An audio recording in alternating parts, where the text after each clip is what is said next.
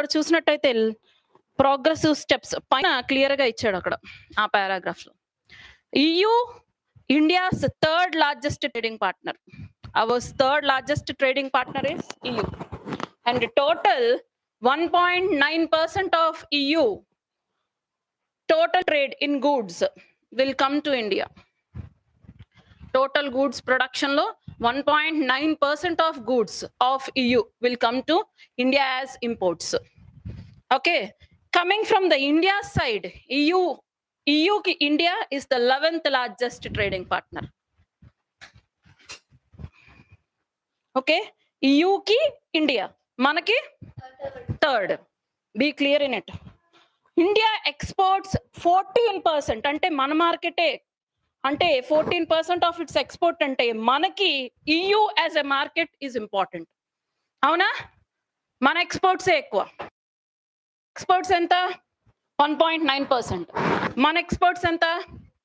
14%. అంటే EU as a market to India is very important than India as a market to EU. So this article, so అంతేకాకుండా we also entered into a free trade agreement. Entered kaadu, we are proposing free trade agreement, BTIA, bilateral trade and investment agreement. So ee agreement ni eppati nuncho EU to propose chestundi India.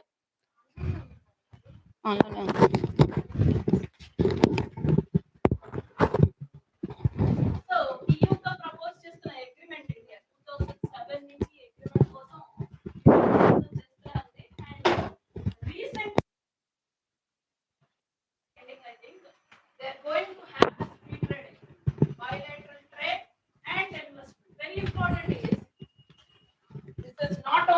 free trade agreement, it is also about a lump sum of investment, foreign direct investment. Okay, so foreign direct investment, eppudaina foreign direct investment from any country will not be promised. అది ఎప్పుడు promise అయి రాదు. Okay, all of a sudden వచ్చేస్తుంది అంతే.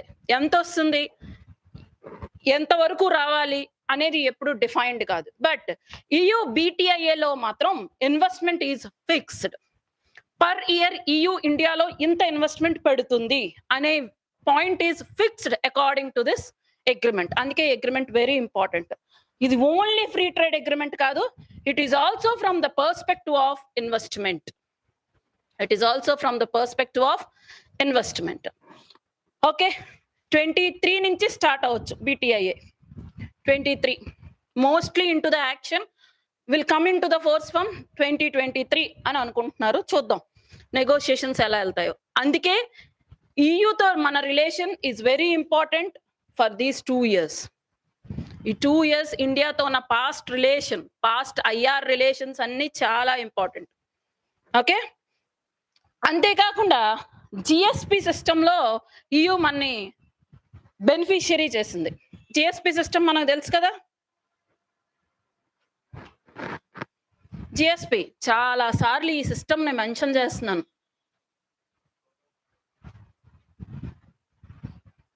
ఏంటి GSP ఏంటి? Generalized system of preferences. ఎవరు gate దగ్గర?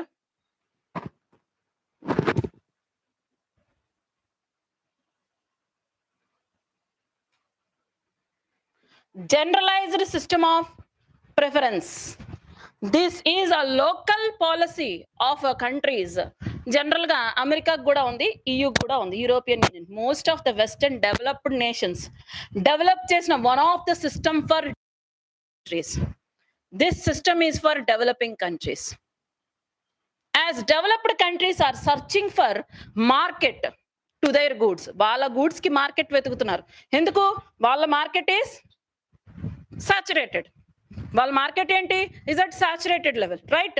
సో వాళ్ళ ప్రొడక్షన్ లెవెల్ ని ఇంక్రీజ్ చేస్తూ పోతున్నారు కదా. ఆ ప్రొడ్యూస్ అయిన ప్రోడక్ట్స్ ని ట్రేడ్ చేయాలంటే they have to search for new markets. So new markets are emerging markets of developing nations. So new markets ఎలా ఉండాలి? ఆ ప్రోడక్ట్ కి డిమాండ్ కూడా ఉండాలి, రైట్? ఆ ప్రోడక్ట్ కి డిమాండ్ కూడా ఉండాలి. లీస్ట్ డెవలప్డ్ కంట్రీస్ లో డిమాండ్ ఉంటుందా? ఉండదు. ఉండదు. ఎందుకు? Their purchasing power parity will be very low. Their purchasing power parity will be very low. అందుకు ఆ ప్రోడక్ట్ కి డిమాండ్ ఉండదు. దట్స్ వై డెవలపింగ్ కంట్రీస్ యొక్క మార్కెట్ ని ఎప్పుడైతే డెవలప్డ్ నేషన్స్ ఆర్ ఎక్స్ప్లోరింగ్, అప్పుడు developing countries has proposed that you also should open for the access of market of developed nations. అంతే కదా, డెవలపింగ్ కంట్రీస్ కూడా డెవలప్డ్ కంట్రీస్ యొక్క market ని access చేసుకునే అవకాశం ఇవ్వాలి. అటువంటి ఒక మెకానిజమే GSP, generalised system of preferences. అంటే ఏంటి? a list of products will be given in this system that they are given preference over the domestic goods, that they are given the, అంటే ఆ ఇంపోర్టెడ్ గూడ్స్ యొక్క, imported goods అంటే ఎక్కడి నుంచి అవుతాయి? Import ఎక్కడి నుంచి అవుతాయి? మాట్లాడాలి లేదా రాయాలి? ఎక్కడి నుంచి ఇంపోర్ట్ అవుతాయి? Developing countries. ఇంపోర్ట్ అంటే అడగట్లే ఇక్కడ. ఈ కాంటెక్స్ట్ లో ఇంపోర్టెడ్ గూడ్స్ లిస్ట్ అంటే ఏంటి? Goods from developing nations. So developing nations యొక్క గూడ్స్ ని లిస్ట్ అవుట్ చేసి ఈ గూడ్స్ కి preference over the domestic goods of developed nations. Okay, అంతేకాకుండా ఇంకేముంటుంది? ట్యాక్స్ నుంచి ఏం tax? Export tax. Okay, export tax అన్నది ఎగ్జంప్ట్ చేస్తారు, excluded from the export tax. దానివల్ల ఏమవుతుంది? మార్కెట్ కి ఈజీ యాక్సెస్ దొరుకుతుంది. మన ప్రోడక్ట్స్ కి ఇండైరెక్ట్ గా డిమాండ్ పెరుగుతున్నట్టే కదా. So this is a generalised system of preference. అలా వెస్టర్న్ నేషన్స్ లో, అంటే డెవలప్డ్ నేషన్స్ లో జిఎస్పి అగ్రిమెంట్ ఉన్న ఏకైక nation is European Union. Nation అనకూడదు, group of nations is European Union. So European Union తో మనకి జిఎస్పి కూడా ఉంది కాబట్టి అందుకే EU relations are very important. Okay, so this is all about the background of European Union relations. Article వరకు వస్తే very interesting article. So ఇప్పటి వరకు the positive prospects,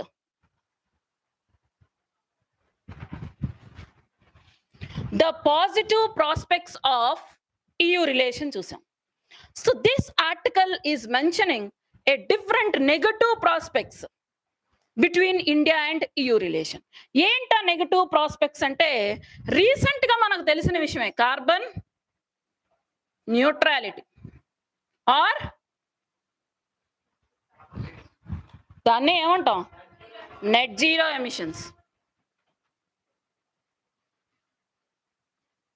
So carbon neutrality or net zero emission proposed in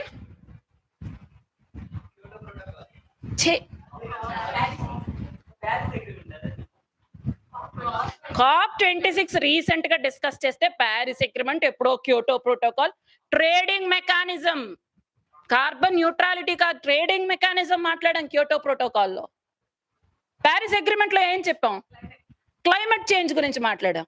ఇక్కడ COP26 లో very important significant concept is carbon neutrality or net zero emissions. Carbon neutrality already explain చేశాను, అయినా కొత్తగా వచ్చే వాళ్ళ కోసం. కార్బన్ న్యూట్రాలిటీ అంటే the amount of carbon present in the atmosphere should be equal to the amount of carbon dioxide released into the atmosphere. అదే ఇంకో విధంగా చెప్తే, కార్బన్ అంటే ఒక కంట్రీకి కార్బన్ ఎమిషన్ ఎన్ని టన్స్ ఉండాలో ఫిక్స్ అయిపోవాలి, ఎన్ని టన్స్ ఉండాలో ఫిక్స్ అయిపోవాలి. సో మన కంట్రీకి let's assume X million tons of carbon dioxide is a fixed carbon foot print. మన ఫిక్స్డ్ కార్బన్ ఫుట్ ప్రింట్ అంతే. ఈ ఫిక్స్డ్ కార్బన్ ఫుట్ ప్రింట్ లో మన ఎకనామిక్ డెవలప్మెంట్ కి మనం కార్బన్ యూజ్ చేస్తే వచ్చే కార్బన్ ఎమిషన్స్ ఎలా ఉండాలి? దీనిపైకి వెళ్ళకూడదు. That condition is called net zero condition. So అలా వెళ్ళకూడదంటే ఏమవ్వాలి? ఎక్కువ ఎమిషన్స్ రిలీజ్ అయ్యేటప్పుడు that emissions has to be treated, that carbon emissions has to be treated back. ఎలా ప్రాసెస్ ఏంటి అడిగేటప్పుడు చెప్పాం, carbon sequestration, simple carbon sequestration, right? Carbon sequestration use చేసి ఆ ఎక్స్ట్రా ఎమిషన్స్ ని మళ్ళీ బ్యాలెన్స్ చేయగలగాలి. That balance is called net zero emissions or carbon neutrality. That process itself is called carbon neutrality. Carbon neutrality ఏ year కి achieve అవుతాం, ఏ year కి అచీవ్ అవుతామో డిసైడ్ చేసుకోమని చెప్పింది COP26. అలా డిసైడ్ చేసుకుంటే నేషన్స్ అన్నిటికీ ఒక డెడ్ లైన్ ఏంటి,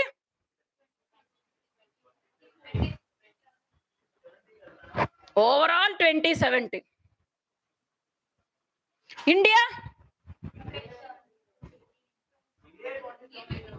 ఇండియా కూడా 2070. అయితే COP26 మాత్రం 2100, అంటే ఎండ్ ఆఫ్ ద సెంచరీకి ముందే మీరు కార్బన్ నెట్ జీరోకి రీచ్ అయిపోవాలి అని టార్గెట్ పెట్టింది. ఈ టార్గెట్ ని అచీవ్ అవడంలో ఫస్ట్ ప్లేస్ లో ఉన్నది ఎవరు? EU. EU is the first group of nations that it proposed that it is a group of nations. Adi eటువంటి nations? Developed nations. That it proposed that it will attain the net zero emissions by 2050. By 2050. 2050 కల్లా net zero emissions attain చేసుకుంటామని చెప్పింది. This is the forefront running country or the forefront running block of nations to achieve the carbon neutrality. So ee carbon neutrality ki achieve avvadaniki, so now still countries are not fixed. Enta tons a fixed amount undi kada, a fixed amount annadi inka manaku teliyadu, right? Teliyalante transformation of economy has to happen towards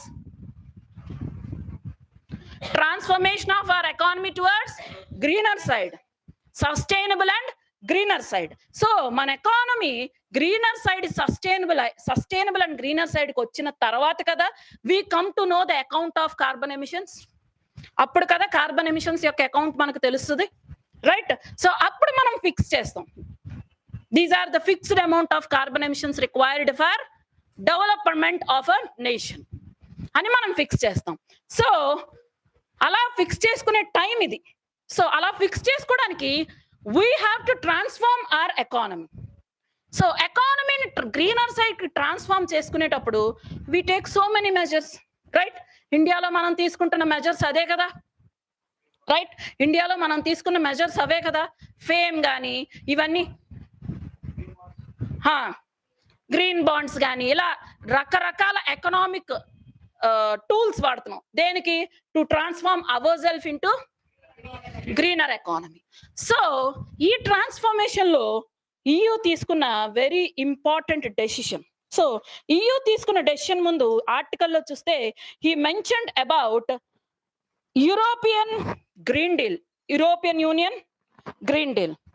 very important. As we know, European Union is the third largest emitter of carbon emissions. Third largest emitter. First ఎవరు? China. First China, second US. అంటే పర్వాలేదులే, ఎందుకంటే వాళ్ళిద్దరిలో ఎవరో ఒకరు ఉంటారు, right? So the green deal proposed a different proposals. అది propose చేసిన first proposal is carbon neutrality law.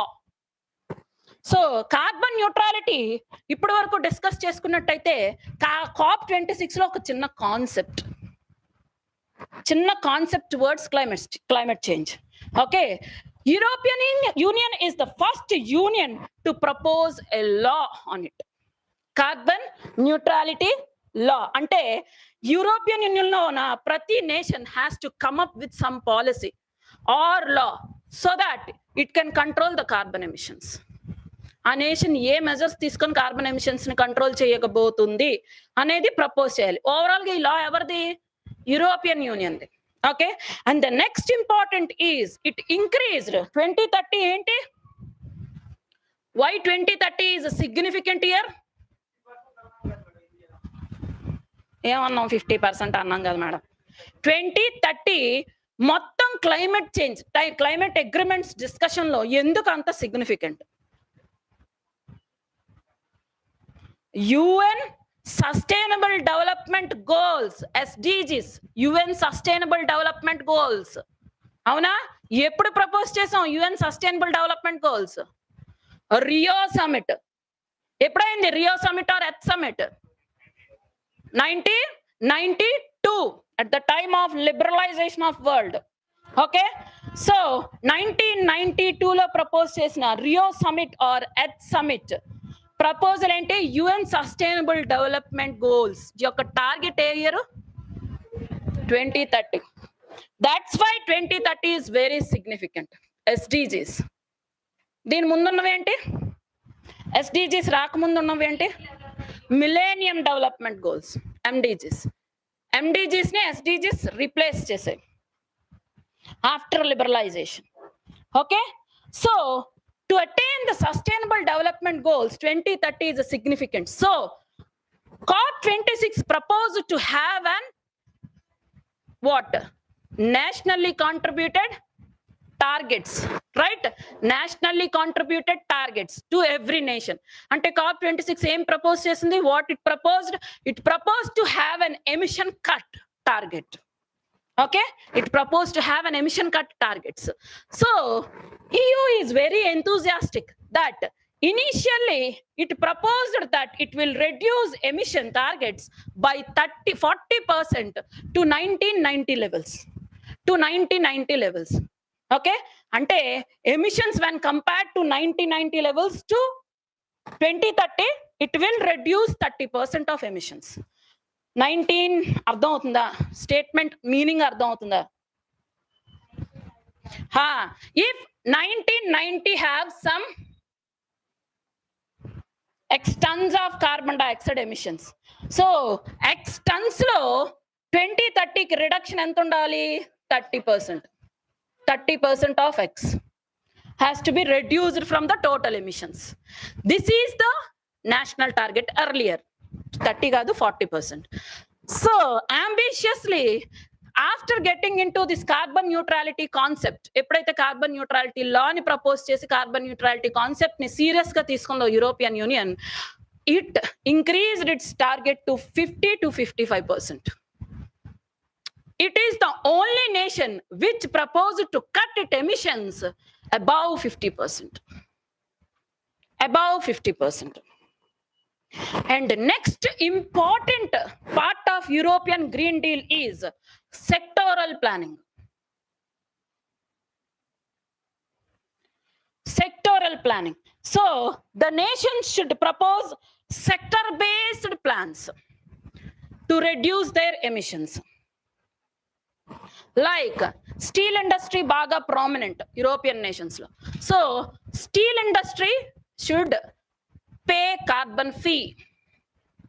Should pay carbon fee. ఎప్పుడు దేనికి కార్బన్ ఫీ పే చేయాలి?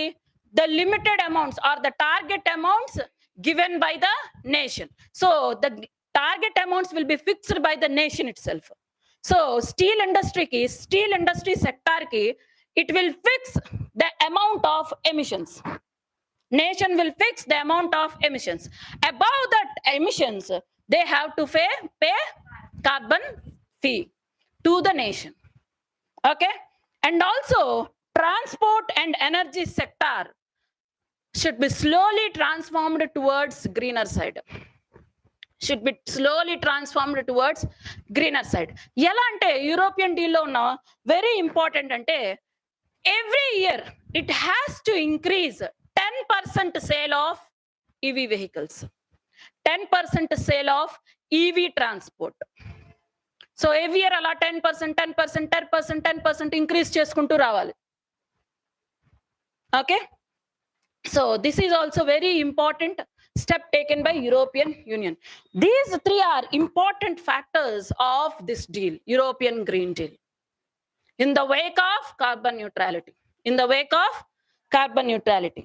So you can see in the article next important step. So the next important step in European Green Deal is CBAM. Already CBAM గురించి మాట్లాడాను, not in detail but to some extent, right? Carbon Carbon border adjustment mechanism.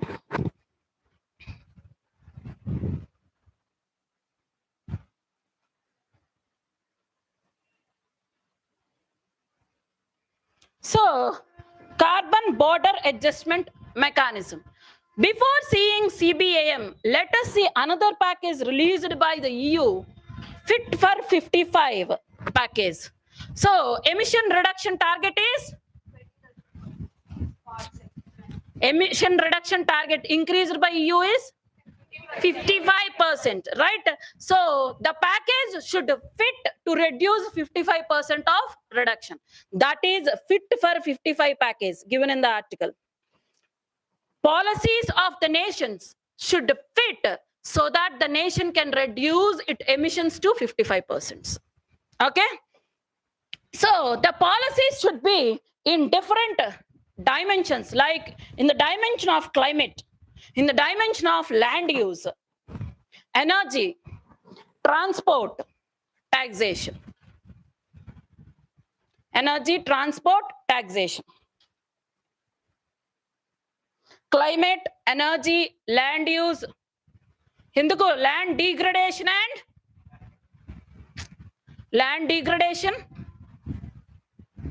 desertification. Phenomena cheppali first, climate phenomena land degradation and desertification contributes to the carbon emissions, right? Enta contribution, total contribution lo 20 to 25%. So because of desertification or deforestation or degradation of land leads to 20 to 20. Andike land use lo kuda patterns undali. That's why policies also should target land use. Okay, land use, transport and taxation. So under this taxation, this mechanisms come. CBAM, carbon border adjustment mechanism. So the main agenda of carbon border adjustment mechanism is that ఏంటంటే, okay, EU is going with a strict policy to attain the carbon neutrality. Right? So in this strict policy, the outside factor which acts on their environment is imports. Is imported goods, right? Imported goods will add carbon emissions to their targets.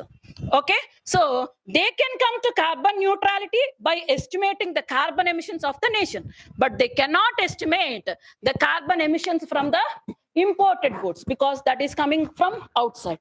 So they have come up with a different mechanism because they also have to control those carbon emissions to attain that neutrality, right? So they have come up with a different mechanism called CBAM, that the good which is coming into the nation, the importer, the exporter has to define the carbon emissions happened in its production. The carbon emissions happened in its production. So the carbon utilization happened in its production. So the good also has to label the carbon emissions. Getting my point? So if the exporter labels the carbon emissions he imported to the EU, then they will check the difference between the carbon required for the development of the same product in the domestic market.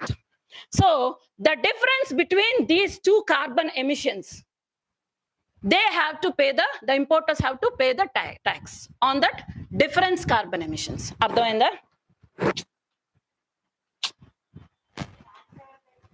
Tax importer pay cheyali. Evaru teeskochestunaru? Right? Let us say per se A is the product imported by EU from India. India ye teeskunnam. Okay? The same product will be also manufactured in EU. Right? We import that product for better quality. Right? We import some products for better quality and unavailability. Some products for unavailability and some other products for quality. Right? Okay. So let us say in EU to produce this product A, it consumed some 10 tons of carbon dioxide. carbon dioxide emissions. Okay, carbon dioxide emission, 10 tons of carbon dioxide emission. Let us say the same product, it has released around 20 tons of CO2. Okay, so which product they are accepting as an import? The product which consumes more carbon, right? Which releases more carbon, right? So to accept such type of product, because this nation is going into greener side, avuna, it is going into greener side. To accept a product which is not greener, they have to pay the tax. So the difference of this is 10 tons. So they have to pay tax for this 10 tons of carbon dioxide. Madam, production is happening in country India. So emissions are released in India. Then why they should pay the tax to EU? Utilization is happening in EU, the first point. The second point, they are indirectly encouraging the greener infrastructure in another country, because climate change is an overall effect on the world, not only one nation. They cannot fix border to the nation, right? So to get the change in the rest of the countries, they have taken this measure of CBAM. Okay, this is cross border adjustment mechanism. So in this cross border, in this CBAM is not still implemented. It will be implemented from 2026. Till then, in the first phase, it is in the first phase that the importers have to mention the label the percentage of carbon dioxide emissions released during their production. So label cheyali, labeling lo kuda carbon dioxide emissions ni include cheyali, report cheyali carbon dioxide emissions to EU, and they are obliged, means mandatory. If the label doesn't contain carbon dioxide emissions, that won't be allowed into the EU market. Okay, and another important scheme of the EU is emission trading scheme. Very interesting scheme it is.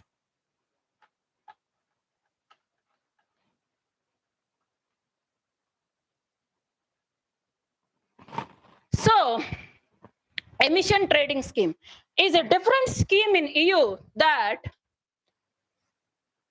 some sort of sectors, principal sectors, are very important for economic growth, right?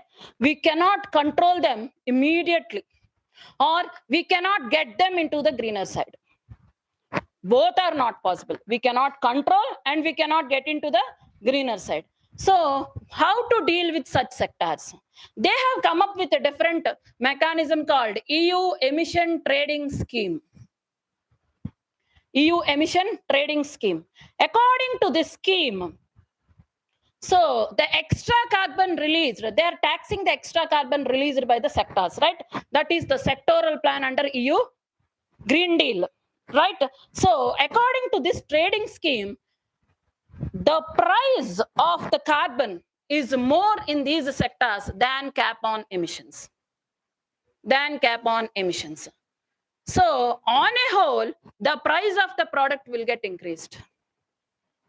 Getting my point? There is no cap on emissions in these sectors. So they won't fix any particular level to these sectors, that beyond that will be taxed, right? Beyond that, endukante in these sectors, because in these sectors always the limit beyond the target will be more. So ఆ target కి above చాలా ఎక్కువ emissions ఉండడం వల్ల ఏమవుతుంది, ఈ target ని fix చేయడం కష్టం. ఈ టార్గెట్ ని ఏం చేయాలి? This target has to be increased to larger levels. This target has to be increased to larger levels and it should not be done. మళ్ళీ అదేమవుతుంది, it is against to the trade policies. ఒక sector ని encourage చేయడం, ఇంకో sector ని discourage చేయడం is against to the trade policies. So we cannot do that. అందుకే ఏం చేస్తారు, ఓవరాల్ ద కార్బన్ ఎమిషన్స్ ని కన్సిడర్ చేసి ప్రైస్ ఆఫ్ ద ప్రోడక్ట్ ని ఇంక్రీజ్ చేస్తారు. Price of the product. So consumption ఏమవుతుంది, తగ్గిపోతుంది. కన్జంప్షన్ ఏమవుతుంది? తగ్గిపోతుంది. Consumption will decrease. Okay, so this is another mechanism in CBAM. This is another mechanism in CBAM. Now, in this article, he is saying that Shravya, listen. So, saying that this EU emission trading scheme, in this scheme, actually, they will give an allowance for certain amount of carbon emission. They give allowance to certain amount of emissions, like 10% allowance or 20% allowance based on the importance of the sector. Madam, Mali allowance ain't, madam, because the trade crunch due to increase in the price of the product should be adjusted by the government itself, right? To adjust that difference, they will give some amount of allowance to those sectors. By 2035, EU is getting back by giving this allowance. Even it is not going to give that allowance also. They have to cope up with their product to be more greener. That's it. To be more greener. So something has to come, an alternative to steel. That's it. Or the steel unit has to transform itself to manufacture a greener metal. Okay, it has to do such a research. Okay, by 2035, it is going to retrieve back the 10% allowance provided to these sectors. Okay. So the sectors which are present under this emission trading centers it is given, I think. Is it given? Cheppada? చెప్పాడు. Trade exposed sectors: iron and steel, aluminum, cement, fertilizers, and electricity. Import induced sectors, these are import induced sectors. Okay, we are done. So the next important factor, aithe ikkada the negative prospects of India-EU relation, according to this concept, is that India is feeling very bad that CBAM reflects more of a features like protectionism, trade war, protectionism or trade war.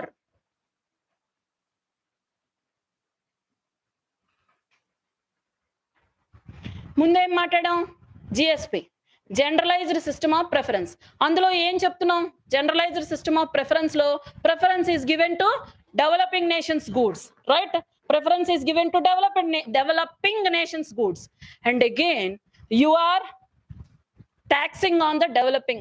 Ipudu, how can a developing nations, because technology has not that much developed, that developing nations can deliver a greener products to European Union, right? If European Union is not in a position to manufacture greener products, then how come the developing nations, right?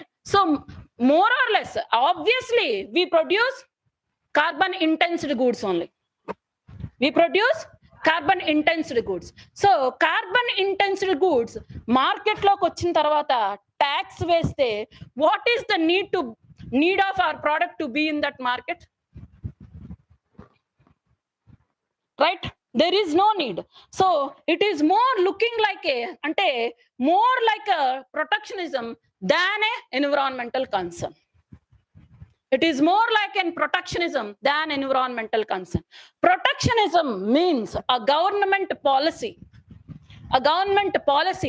to protect the domestic market of the nation against the foreign goods. Protectionism, and World Trade Organization is against to this protectionism, to this process. Okay, so వాళ్ళు ఏమంటారు, India ఏమని claim చేస్తుందంటే CBAM is more like a protectionism against the developing countries' goods. Appudu, how come we can explore the developed nations market? Is the first problem mentioned by India, and the second problem, it is more like WTO West environmental concern, and this is a controversial topic. Every time it is a controversial topic. between economy and environment. So such type of examples were also given, that shrimp turtle case. Shrimp turtle case, because if genetically modified organism, if we import any genetically modified organism, right, organisms, the impact has to be, it has to be felt by the country which imported that organism, right? But according to the WTO protectionism, what is that? Phytosanitary measures of WTO. According to the phytosanitary measures of WTO, the country has to be sure that it won't impact any negative effect on the nations it import.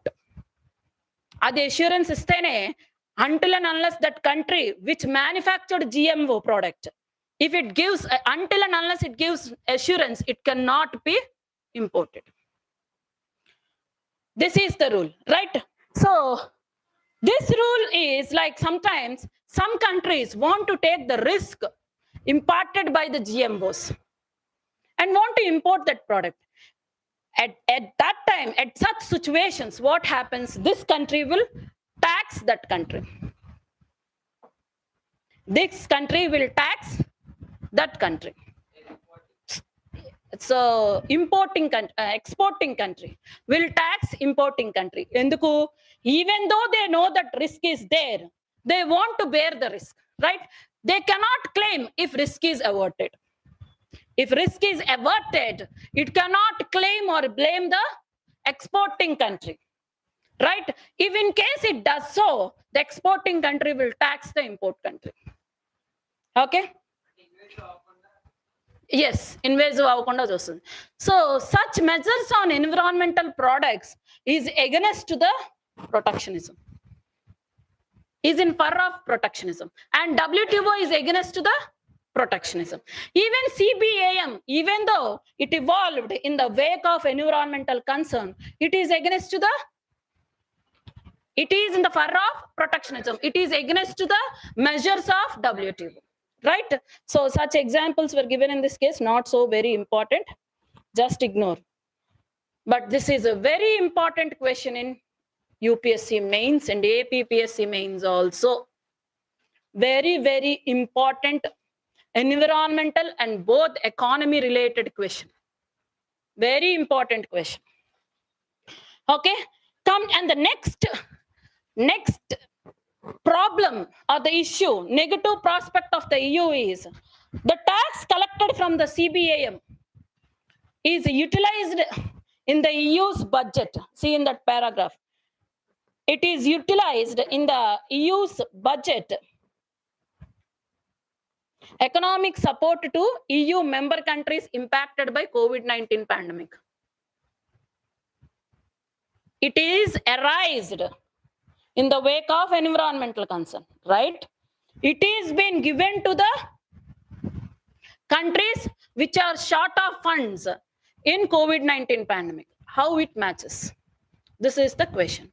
And the proposal given by the India is, if it is to promote the greener infrastructure or greener manufacturing in the exporting countries, then they have to use this tax amount for the development of greener infrastructure in the exporting countries, right? Then the purpose will survive, right? You cannot divert those funds to other purpose. So this is another claim made by the India, that this is not fair.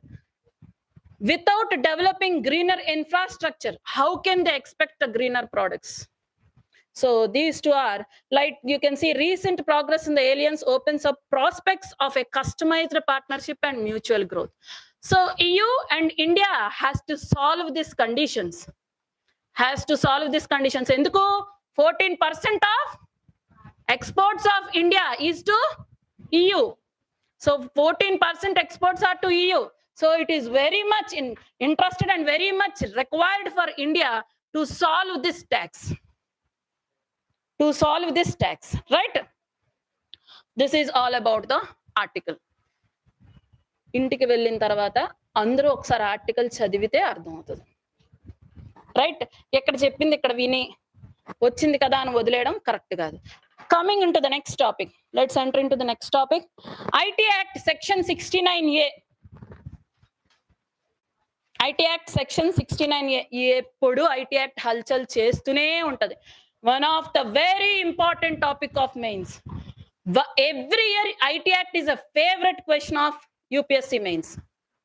Favorite question of UPSC mains. IT Act 2000. In that we are going to discuss about Section 69A. Section 69A, close the papers, newspapers. Today's current affairs, these are. Section 69A. So, inka తగ్గించేయాలి editorial. Half an hour లో అవ్వాలి.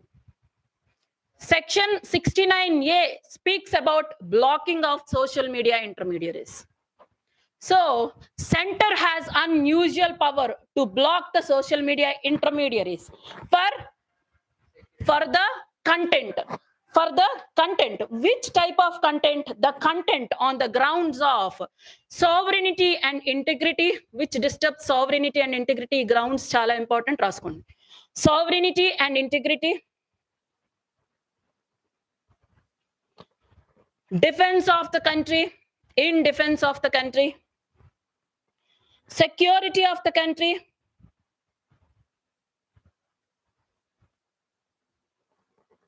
friendly relation with foreign state.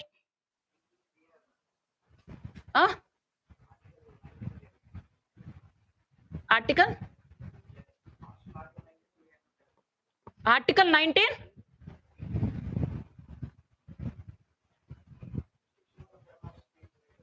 Restriction of freedom of speech enti 19(2). Okay, 19(1)A freedom of right to freedom of expression. Okay, and 19(1)A and 19(2) is about reasonable restrictions on freedom of expression. This comes under 19(2) reasonable restrictions. Yes. Security, friendly relation with foreign states if that content affects the friendly relation with foreign states. Public order, if it disturbs the public order or disrupts the public order. Incitement of cognizable offense. Cognizable offense ante cognizable ante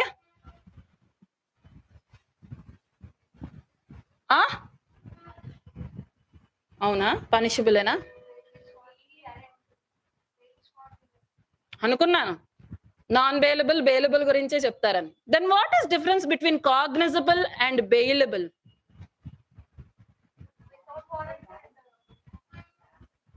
చెప్ ప్రశాంతి ఆగు. Yes, arresting without detaining without any warrant is cognizable offense. Arresting without any warrant is cognizability. Bailability ante after detained, bailable, they will be provided with bail. Okay, అయిపోయింది నీ turn. Okay, incitement of cognizable offense means that offense should have a nature and anta heinous crime ay undali. That heinous crime cannot be cognizable, right?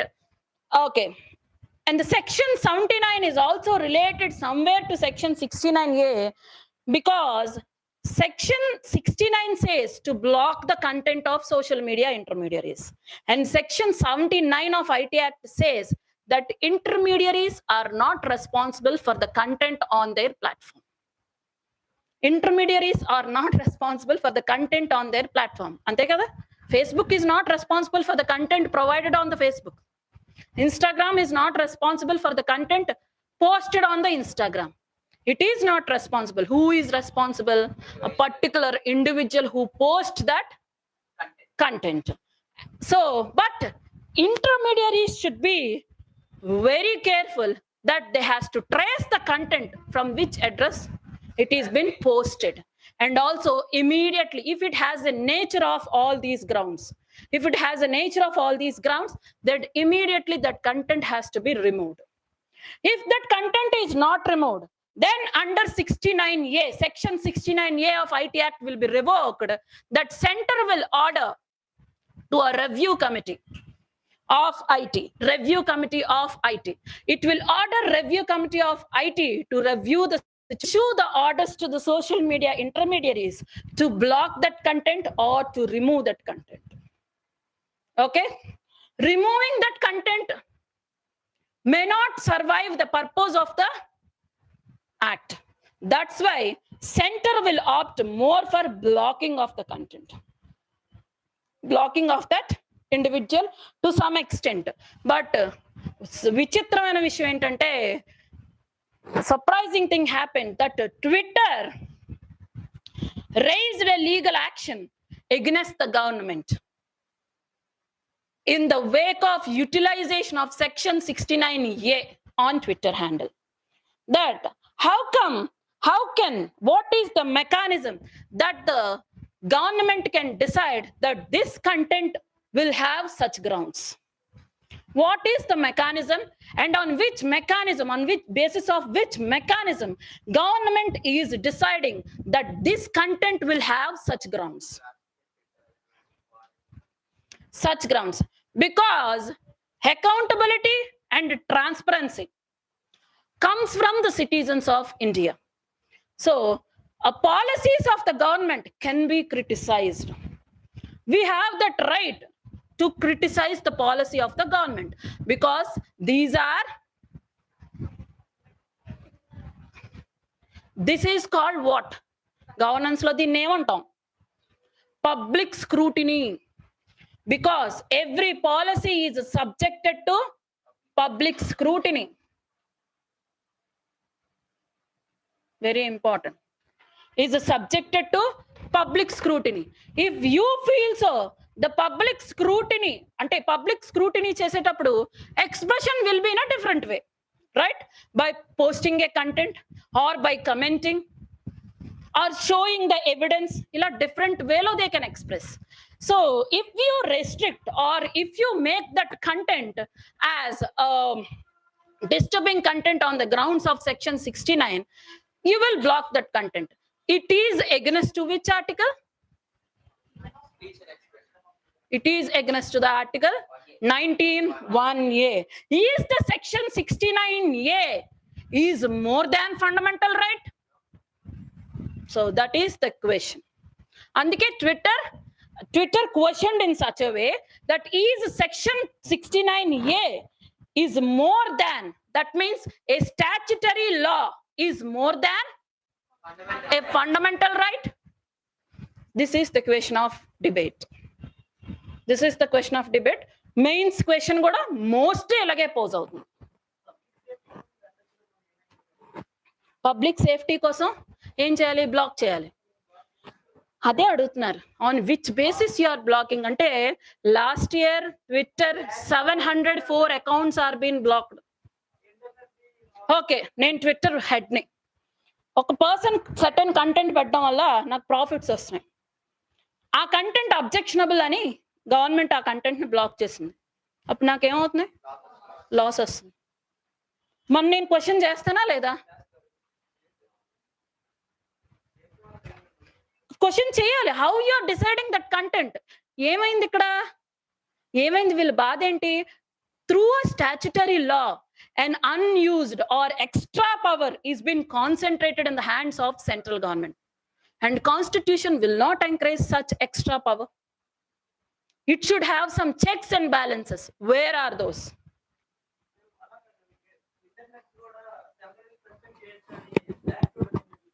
అదే reasonable restriction, అదే మాట్లాడుతున్నాం. This is under government ఏం చేస్తుందంటే this is under reasonable restrictions of freedom of speech and expression to avoid disturbance or order of public. Law and order problem వచ్చేటప్పుడు we can evoke this reasonable restrictions అంటది. Always this is a controversial issue. If reasonable, అదే reasonable restrictions, how a central government alone will decide that this is a reasonable restriction, that it has to put a reasonable restriction. So question ఏంటంటే reasonable restrictions ఉండడం కరెక్టే, freedom of speech and expression ఉండడం కరెక్టే. ఆ రెండింటిని correct గా మనం use చేసుకోవాలంటే రెండు యొక్క ఇన్స్టిట్యూషన్స్ కి చెక్స్ అండ్ బ్యాలెన్సెస్ ఉండాలి. ఆ చెక్స్ అండ్ బ్యాలెన్సెస్ ని క్వశ్చన్ చేస్తున్నారు. చూద్దాం సుప్రీంకోర్టు ఎలా దీనికి రెస్పాండ్ అవుతుందో. Fundamental duty of fundamental duty is also important. Public scrutiny is part of fundamental duty of a citizen, but they are not judiciable kabatti justiciable. ఉన్నాయి problems ఎందుకుండో ఒక నువ్వు రాసే తొక్కల ఆన్సర్లోనే 100 ప్రాబ్లమ్స్ ఉంటాయి. అదొక document, drafted very large huge document of constitution ఉంటాయి. వాటికి మనం ఆ ప్రాబ్లమ్ ని సాల్వ్ చేసుకుంటూ ముందుకు రావడమే పార్లమెంట్ చేసే పని. మరి పార్లమెంట్ చేస్తున్న పని ఏంటి? What the parliament is doing? Eating in the canteen and sleeping. So it has to work in that side. Next topic is subcategorization of OBCs. ఇది ఇంకో తలకాయ నొప్పి.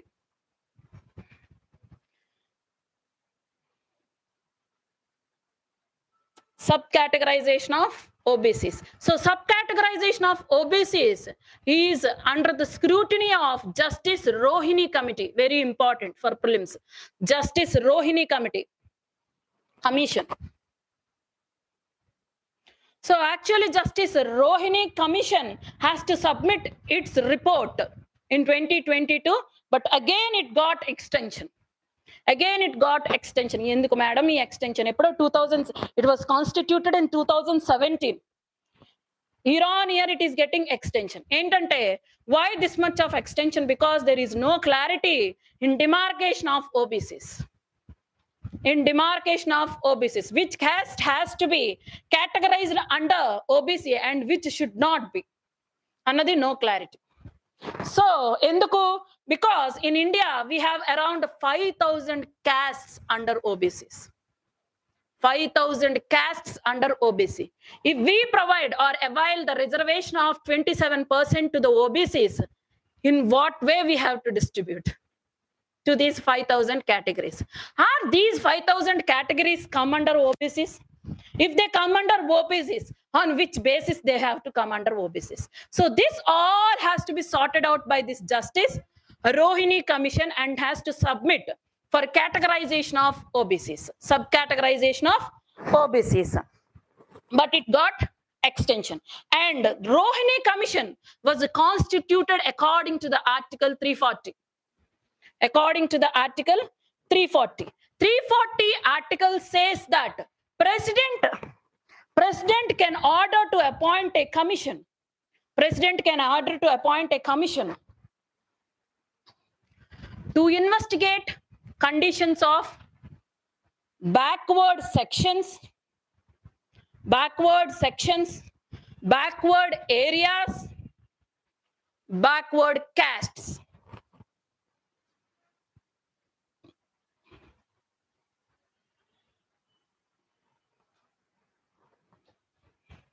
Okay, under 340 Justice Rohini Commission was constituted. So OBC, when we come to the topic of OBC reservation, we have to speak about Kalelkar Commission. Kalelkar Commission was constituted in 1953. It is the first commission to identify the backward castes or backward classes. It is the first to identify the backward classes. So a reservation, providing reservations to SCs and STs is more in the purpose or in the way to have equality or to bring equality within the communities of the nation. Alayala madam, because those sections are under subjugation from so many years, under social exclusion or social seclusion, right? రాయాలి ఇవన్నీ society terms. ఇలా నా మొహం చూస్తారు. Social seclusion, subjected to social seclusion, exclusion, you have to write those terms. Ostracization and also ostracization are being cut from the mainstream of the society. Ostracizing means cutting out from the mainstream of society. And also they are subjected to subjugation. It's been treated as low with the rest of the population. Subjugation means. So as these are subjected to this many types of social evils. So they have to come to the level playing field with the rest of the communities. So to match with that, we encourage reservations for SCs and STs. Okay, we encourage reservations for SCs and STs. చాలా మంది point ఏంటంటే OCs లో అయిపోయింది కదా 60 years of reservation అన్నారు, తీసేయండి. Okay, తీసేద్దాం. Who will give guarantee that these sections again won't enter this seclusion, won't undergo this subjugation, won't undergo this social evils, untouchability? అది రాదు, సొసైటీలో తిరిగి రాదు అని ఎలా గ్యారంటీ ఇస్తాం? ఎలా గ్యారంటీ ఇస్తాం? This is the main problem to solve the reservations. Committee వేసి ఒక్కొక్క కమిటీని ఒక్కొక్క ఇంటి దగ్గర పెట్టి it is a social evil, very tough to. ఈరోజు హిందూ పేపర్లో verstehen approach on social action అని very important topic for sociology optional people. Verstehen ఆ టాపిక్ మనకు కూడా సొసైటీకి, మనకి GS1 పేపర్ సొసైటీలో వచ్చింది, వెరీ ఇంపార్టెంట్ ఆర్టికల్, వెతికి మరీ చదవండి. That is verstehen is an research methodology in sociology to know the social action. So ఇప్పుడు దాని గురించి ఎందుకు మాట్లాడారంటే, how come we can address the social action in the society with law, అప్పుడు reservation ఆపాలి. That's why government is not in a position to take back the reservations from SCs and STs. Enduku? Still that subjugation. We are hearing the cases of SC/ST atrocities. Still we are hearing those cases of atrocities. Sarpanch Pati, tribal women or the SC women is selected as Sarpanch. Telusu kada event chala famous ayindi. She was raped and murdered as she was elected as Sarpanch ani cheppi the elite people or the elite section of the community raped and murdered. Ivanni cite out cheyali ethics paper lo, urke kadalu cheppatledu. You have to cite out these all examples in ethics paper. Okay, so how come we can give guarantee on these social evils? This is the biggest hurdle in dealing with reservations. So yes, okay, SCs and STs are being the downtrodden section of the society, so we are providing reservations. Okay, good.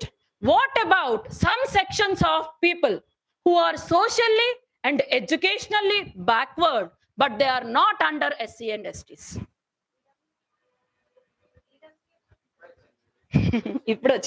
So at that time, Kalekar Commission identified them as backward classes.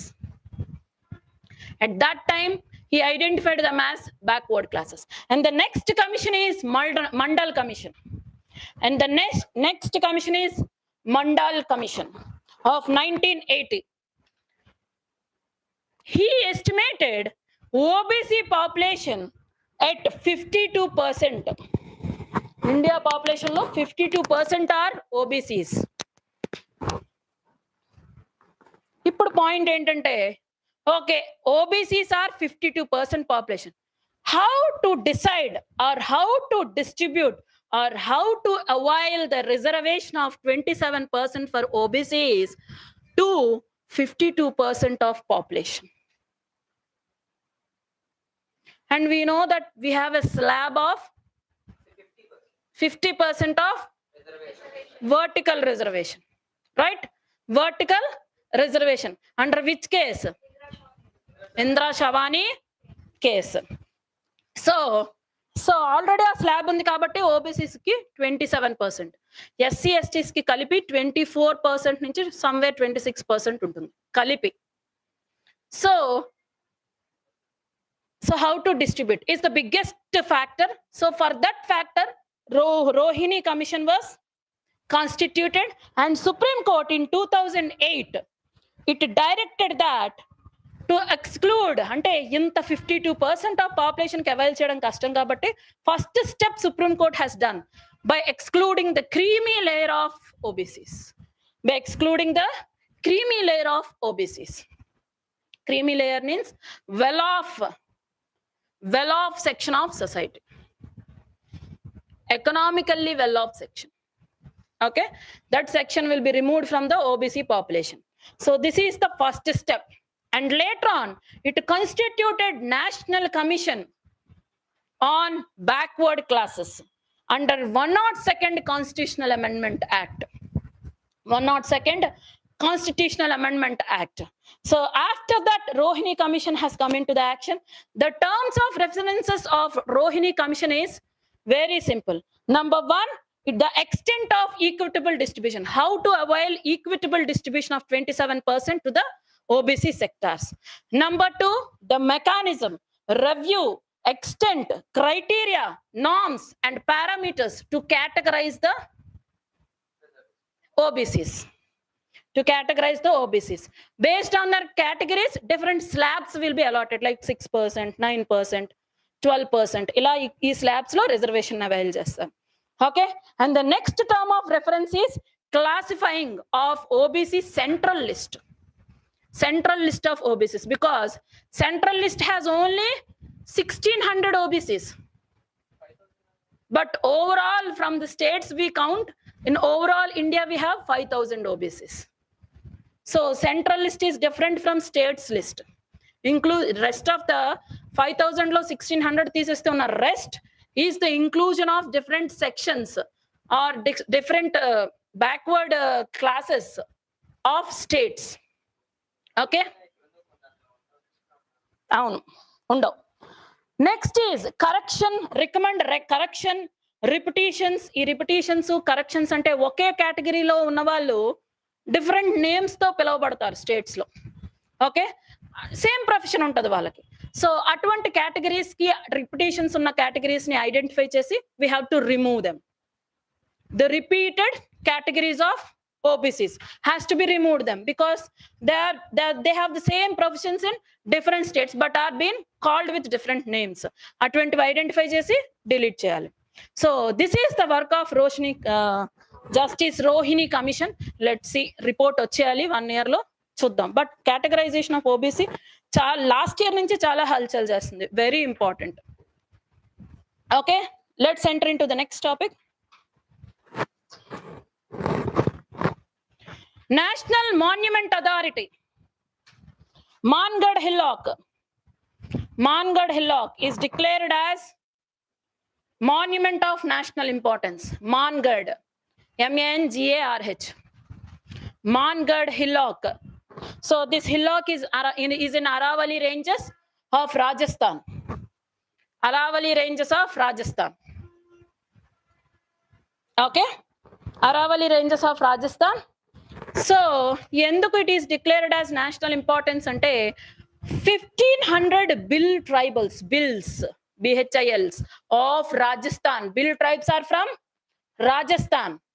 E bill tribals annadi they revolted against the British. Tribal freedom fighters bill, very important. Mangad Hillock endukante tribal uprising lo ippudu Mangad uprising also is Mangad massacre is also important. Star Mangad massacre. So in Mangad massacre in 1913, local bills revolted against the British under the leadership of Govind Guru and Punja. Govind Guru and Punja. వీళ్ళిద్దరు leadership లో Bhils revolted against British. అంటే ఏం లేదు, they boycotted, they encouraged vegetarianism and boycotted all intoxicants. So killing of animals ని avoid చేశారు. Govind Guru and Punja so boycott చేశారు. So ఆ boycott చేయడానికి 1500 ట్రైబల్స్ అందరూ ఒక చోట కలిసి ఒక చిన్న మీటింగ్ పెట్టుకునేటప్పుడు there was a mass massacre. So by the nation it is called as mini Jallianwala Bagh. It is called as mini Jallianwala Bagh massacre. Mangad massacre.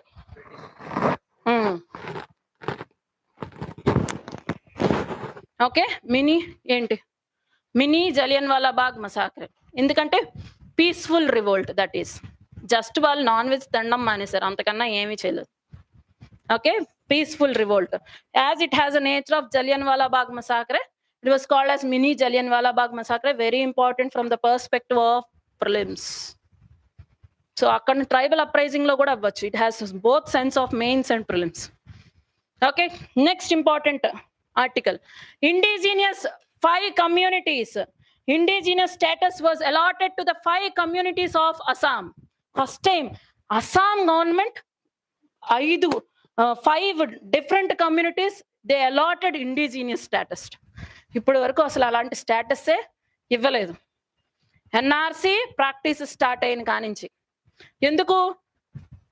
NRC practice, in NRC practice the main problem is that migrants, infiltrates are the biggest problem for the local competition, right? Infiltrates. But Assamese government has given indigenous status for 5 Muslim communities. Idi highlight. It has given 5 Muslim communities an indigenous status, and those are Goria, important, Goria, Morias, Morias, Morias, Jolhas, Jolhas, Jolhas, Deshish, Deshish, Deshis, Deshish, Sayeds. So, Assamese government 5 indigenous status ఇచ్చిందంటే 5 communities, it is very important point of concern. ఎందుకంటే indigenous, giving an indigenous status means it has to observe the cultural traits of that section, of that communities. So cultural traits of that community, but government has observed none of the cultural traits of these communities. It has given this status based on language. These communities are Assamese speaking communities, and the rest of the Muslim communities are Bengali speaking communities. Obviously Bengali speaking communities will come from Bangladesh, so they are treated as infiltrates. Even though they are native to that place, they have not allotted indigenous status based on the language. Sometimes ఏమవుతుందంటే if they are present on the border influence ఉంటుంది కదా, there will be border influence, right? Because of that also they will speak Bengali, right? So but based on language, giving indigenous status is a point of concern, is a point of concern. But reorganization of states happen based on language only, based on linguistic basis, right? So based on the linguistic criteria only, they have declared these communities as indigenous communities. Important. The next is fishbone channel plantation. Fishbone channel plantation. This is very important conservation method to revive mangroves. Conservation method to revive mangroves. How? Yala, the creeks. You already know what are creeks. Water logged between two rocks, rock-like structures, right? It will have continuous flow from the mainstream, right? It will have continuous flow from the mainstream. So, ఈ creeks ని utilize చేసుకొని, these creeks are utilized to revive the mangroves in a fishbone plantation. How? Like these creeks water is diverted to the main channel, and from here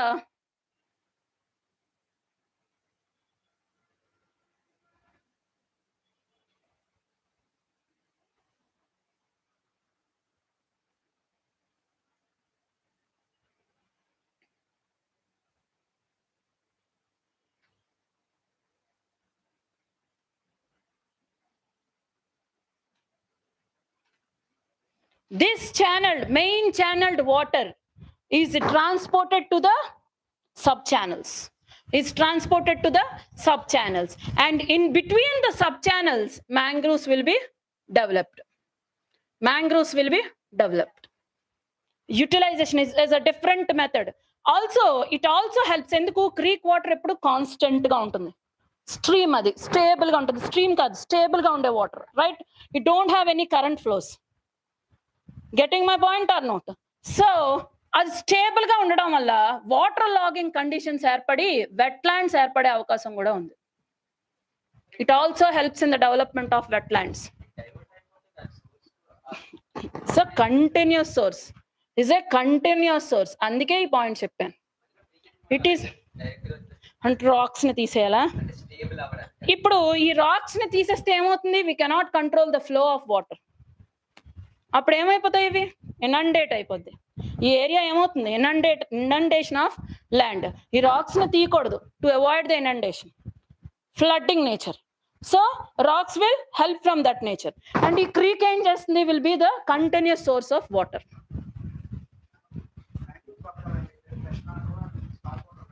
అవును, అలా ఏం కాదు, saline mangroves కూడా ఉంటాయి.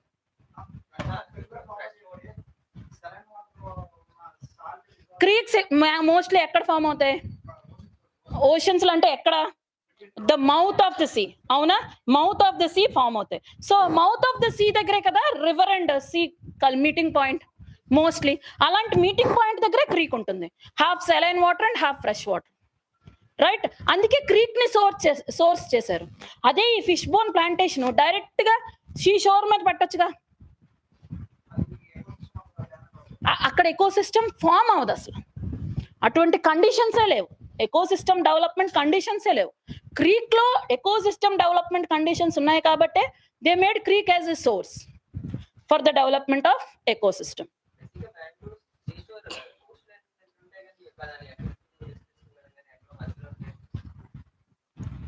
ఎక్కడో మధ్యలో ఉండడం అంటే అన్ని చెత్త క్వశ్చన్స్. చెప్పు ఏంటి? నిన్నే చెప్పు. అవునా? మ్యాంగ్రూవ్స్ అన్ని షీషోర్ లైన్ దగ్గర ఉంటాయా? మాక్సిమం షీషోర్ లైన్ దగ్గర ఏమీ ఉండవు. It is near to the in between to the land and these are like amphibians. Land and water సగం ఇనండేట్ అవ్వాలి, సగం ఎక్స్పోజ్ అవ్వాలి ఎయిర్కి. సో ఎప్పుడు ఆ వేవ్ యాక్షన్ ఉన్న దగ్గరే ఉంటాయి.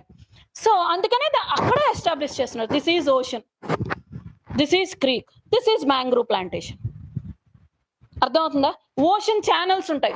కొంత దూరం వెళ్ళేటప్పటికి ఆ డెప్త్, ఆ లెంత్ ఆఫ్ ఓషన్ ఉండదు. ఓషన్ ఛానల్స్ ఏర్పడతాయి కొన్ని ఏరియాస్ లో. ఆ ఓషన్ ఛానల్స్ ఏంటి? Creeks. This is not developed at the area where mangroves underwent through destruction. Destruction అయిన దగ్గర మనం కన్సర్వ్ చేయట్లేదు. We are creating such an area that we can develop the mangroves. Okay? We are creating, అందుకే ఇది conservation. Mangrove conservation అంటే separate గా ఇప్పుడు మనం ఎలా అయితే what is that bio reserves, the concept of bio reserves. So bio reserves concept లోనే ఇక్కడ ఒక ఫారెస్ట్ ని రెస్టోర్ చేస్తున్నాం అంతే. ఇక్కడ నువ్వు చెప్పిన ఫ్లడ్స్ నుంచి కాపాడుతుంది కాబట్టి అక్కడ రెస్టరేషన్ జరుగుతుంది. ఓకే, కాకపోతే they check for creeks.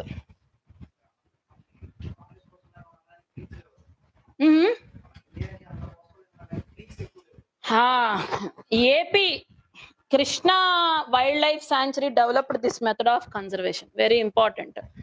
Krishna Wildlife Sanctuary has developed this conservation method. Anta creeks levu, unna creeks ni vallu utilize cheskuntunnaru. That's it.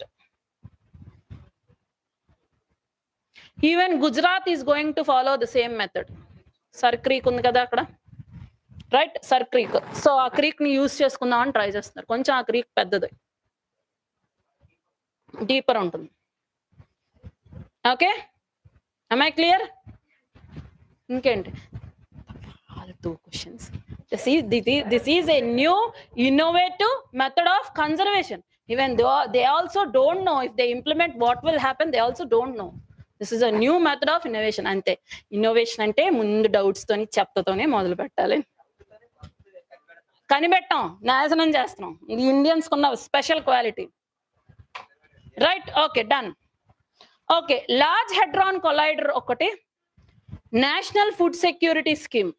ఈ రెండు మనం చూడాలి, చాలా ఇంపార్టెంట్, చాలా చాలా ఇంపార్టెంట్. సో సాటర్డే రేపు క్లాస్ అంటే టెస్ట్ కదా, సో ఆ టైంలో డిస్కస్ చేద్దాం.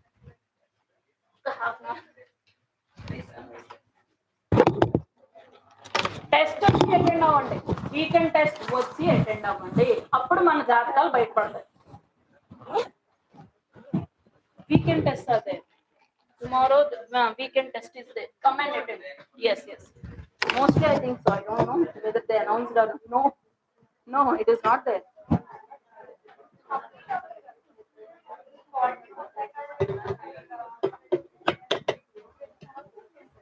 I proposed test on current affairs.